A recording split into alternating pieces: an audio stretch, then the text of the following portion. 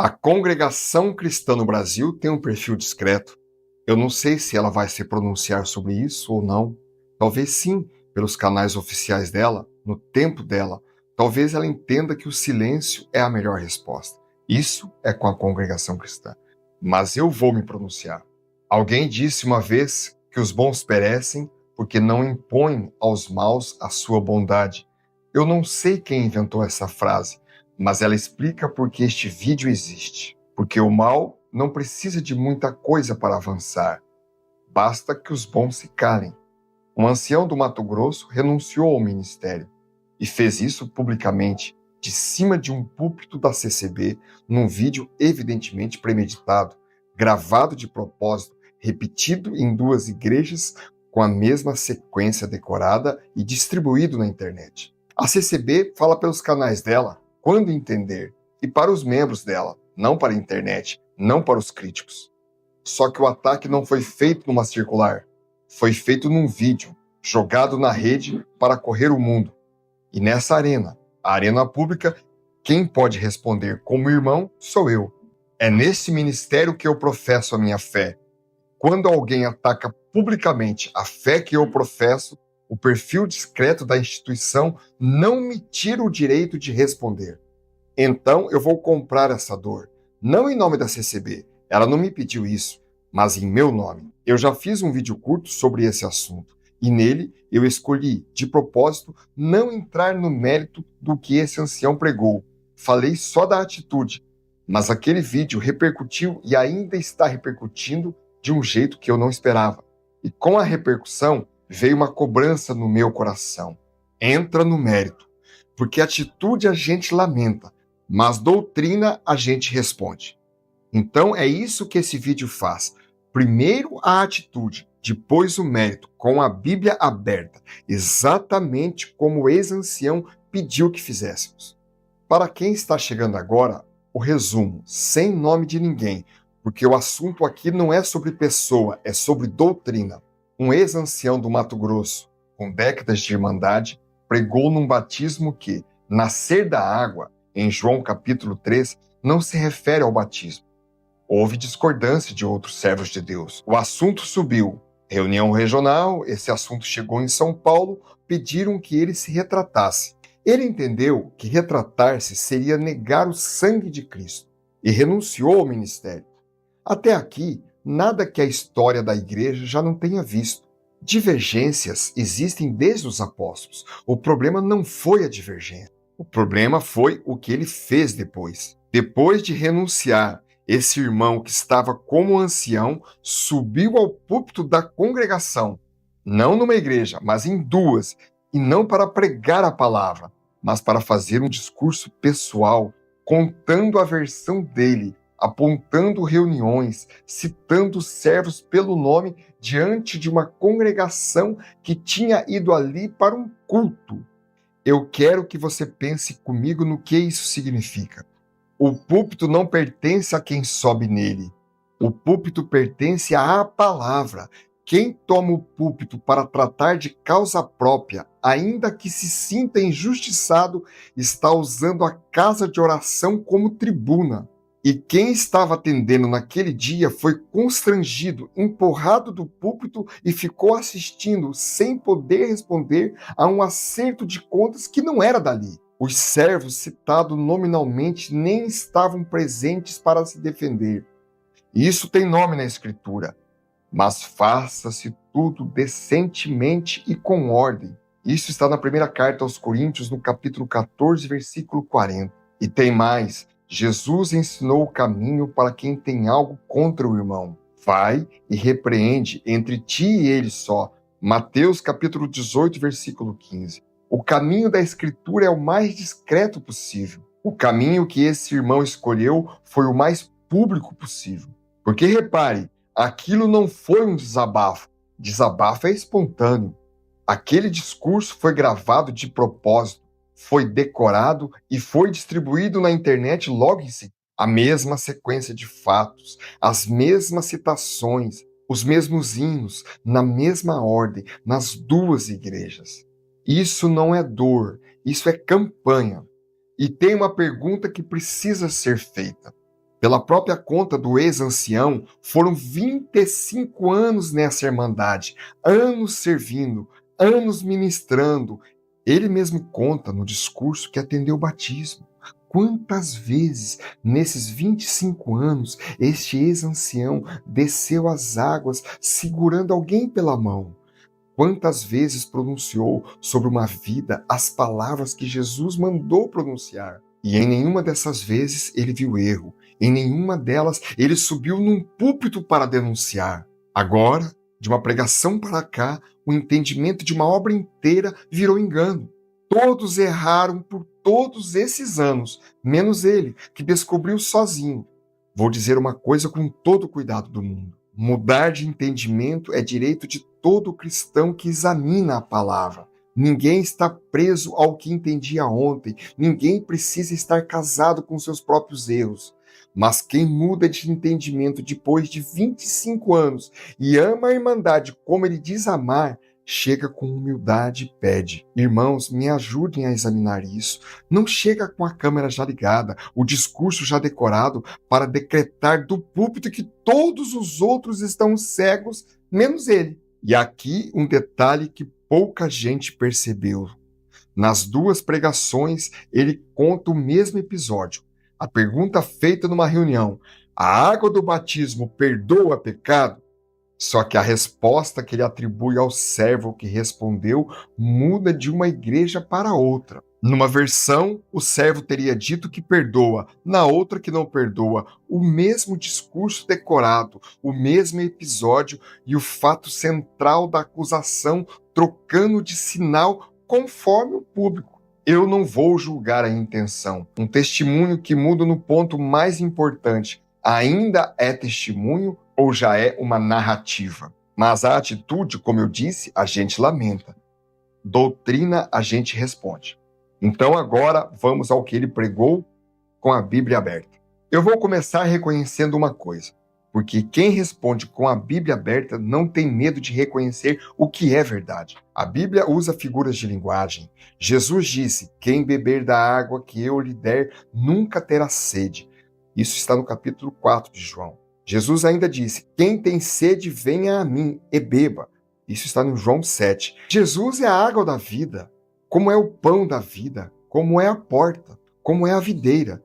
Ninguém come Jesus com garfo, ninguém abre Jesus com maçaneta, ninguém colhe uva em Jesus. São figuras, e figuras lindas, que dizem quem Jesus é. Mas isso não é literal, isso são figuras de linguagem. Então, nisso, o ancião do Mato Grosso tem parte de razão. E eu não tenho problema nenhum em dizer isso. O problema é o passo seguinte que este ex-ancião deu. Porque da verdade de que Jesus é a água da vida, que é figura, ele concluiu que a água do batismo não tem nada a ver com perdão. E aí ele tropeçou. Porque o batismo não é figura de linguagem, é sacramento, é ordenança. O próprio Jesus Cristo, que havia sido batizado por João Batista, depois de ressuscitado, ordenou: portanto, ide, ensinai todas as nações, batizando-as em nome do Pai, e do Filho, e do Espírito Santo. Isso está no capítulo 28 de Mateus, no versículo 19. Isso não é metáfora, é ordem. E no dia de Pentecostes, quando o povo perguntou: que faremos, varões e irmãos? Pedro respondeu, e presta atenção no versículo inteiro, porque eu não vou esconder nenhuma palavra do que foi dito por Pedro. Arrependei-vos, e cada um de vós seja batizado em nome de Jesus Cristo para o perdão dos pecados, e receberei o dom do Espírito Santo. Está aí, para o perdão dos pecados. Pedro, cheio do Espírito Santo, ligou o batismo ao perdão. E agora, eu pergunto ao ex-ancião ou aos críticos que estão se aproveitando dessa oportunidade para espizinhar na congregação: a água perdoa ou o sangue perdoa? Essa é exatamente a pergunta errada, e é nela que esse ancião construiu a renúncia dele. Um ancião, alguém que deveria ter isso internalizado dentro do coração, um firme fundamento da sua fé. Repara no que Pedro disse: batizado em nome de Jesus Cristo para perdão dos pecados. O perdão não está na água do tanque, meu Deus do céu. Quando o batismo termina, vai embora. O perdão está no nome. E o que o nome de Jesus carrega, meu Deus do céu? Eu tenho que explicar isso para um ancião da congregação cristã no Brasil. Eu sei o que significa ser um ancião da congregação cristã no Brasil. Esse homem também deveria saber. O perdão está no nome. E o que o nome de Jesus carrega? Carrega tudo. Carrega tudo o que Jesus fez. Deus lhe deu um nome que é sobre todo o nome. Filipenses capítulo 2, versículo 9, justamente porque ele, Jesus, se humilhou até a morte, e morte de cruz. O nome carrega a cruz, o nome carrega sangue.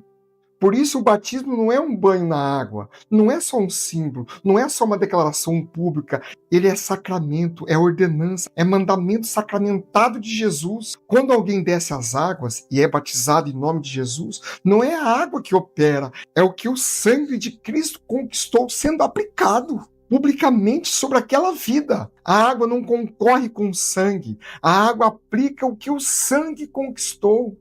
Eu nunca imaginava ter que fazer um vídeo desse falando de um ex-ancião. Isso acontece toda hora na internet. Gente sem escrúpulos, sem moral, sem dignidade, para ganhar likes, compartilhamento, fazem isso o tempo todo. Espizinha e pega pregações isoladas da congregação e espalha isso na internet como se fosse verdade. Mas me dói ouvir isso de um ex-ancião da congregação cristã. Os membros da congregação cristã cometem erros, são homens. Pedro e Paulo brigaram muito.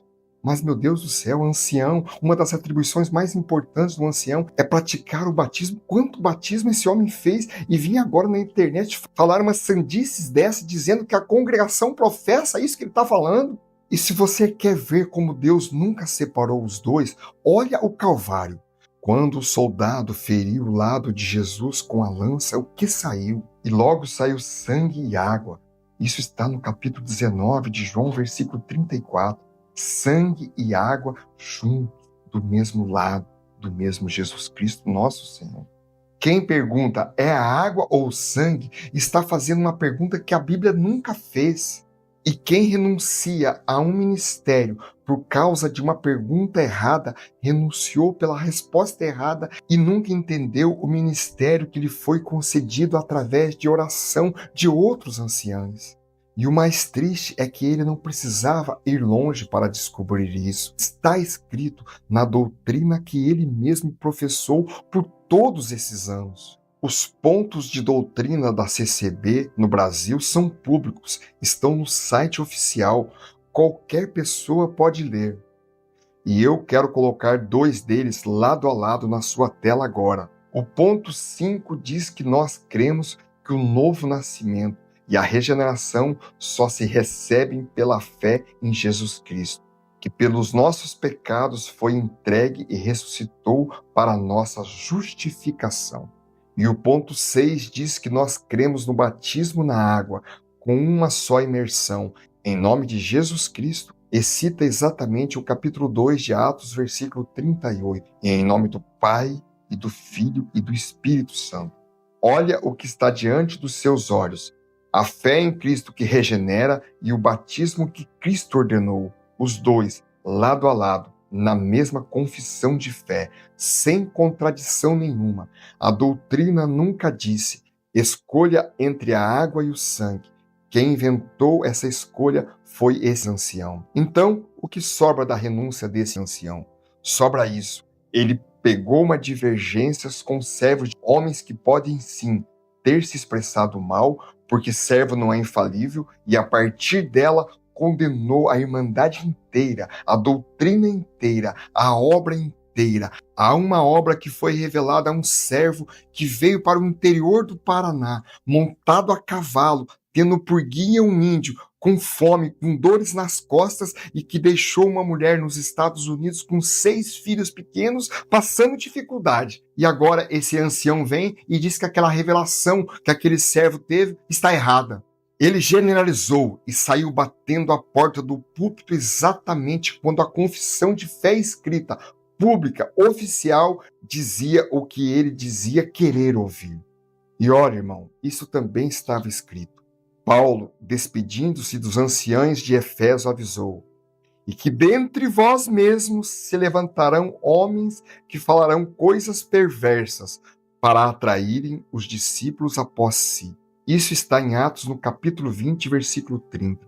Dentre vós mesmos, dentre os anciães, Paulo avisou há 2000 anos. Não é novidade, é cumprimento da palavra. Eu quero terminar do mesmo jeito que terminei o primeiro vídeo, orando por esse homem. Todos nós, irmãos da congregação cristã, nós não devemos atacar esse homem, nós devemos atacar o que ele falou, mas, sobretudo, vamos orar pela alma dele. Vamos orar para que ele encontre a paz, seja lá para onde ele for. Nós não podemos desejar o mal a ninguém, nós devemos orar. Isso Jesus nos ensinou. Amar nossos amigos é fácil, mas nós temos que amar aqueles que tentam ser nossos inimigos, mas eles não são, eles só estão equivocados. Eles estão passando por um momento turbulento da sua vida espiritual e jogam aquilo no púlpito, não sabendo exatamente a repercussão que aquilo pode acontecer na mente de muitos irmãos. Por isso esse vídeo. Eu oro para que ele encontre paz, para que Deus trate o coração dele, porque o nosso inimigo não é um homem que renunciou. O nosso inimigo, o inimigo da nossa alma é outro, muito maior, mas não é nesse momento que trataremos desse assunto. Irmãos, eu não podia ficar calado, porque os bons perecem quando se calam. E a fé que eu professo, que a minha família professa, foi atacado de cima de um púlpito num vídeo feito de propósito para correr o mundo. A instituição fala para os dela, no tempo dela. Eu, como membro, respondi na arena onde o ataque foi feito. E agora eu te deixo um dever de casa. E esse dever de casa responde sozinho à última acusação que ficou no ar. Disseram que nessa irmandade se proíbe estudar, examinar a Bíblia. Pois eu estou te mandando examinar as Escrituras. Os irmãos do Brás, nos cultos online, mandam estudar essa Escritura, mandam ler as Escrituras. Eu participo do DARP, a área de evangelização da congregação, e nós somos orientados continuamente, diuturnamente, a ler as Escrituras. Somos confrontados nos presídios, nas clínicas de recuperação. As pessoas levantam as mãos e nos perguntam, nos questionam sobre a palavra, e nós temos que ter resposta. E nós buscamos a guia do Espírito Santo e damos a resposta. Mas nós precisamos estudar, nós devemos ler a Bíblia. Essas acusações que nos colocam na internet, que a congregação proíbe o estudo da Bíblia, isso é um ataque covarde, não só à congregação, mas a todos nós, membros da congregação cristã no Brasil. Irmãos, irmãs, pega tudo que eu citei neste vídeo, João 3, João 4, João 7, Mateus 28, Atos 2, Filipenses 2, João 19, Atos 20, abra a tua Bíblia e confere, versículo por versículo, se o que eu falei aqui vem de mim ou vem das Sagradas Escrituras. Quem confia na palavra não tem medo do exame, porque a água não concorre com o sangue. A água aplica o que o sangue conquistou. Deus abençoe a tua vida, Deus abençoe a minha vida, Deus abençoe a vida daquele ancião.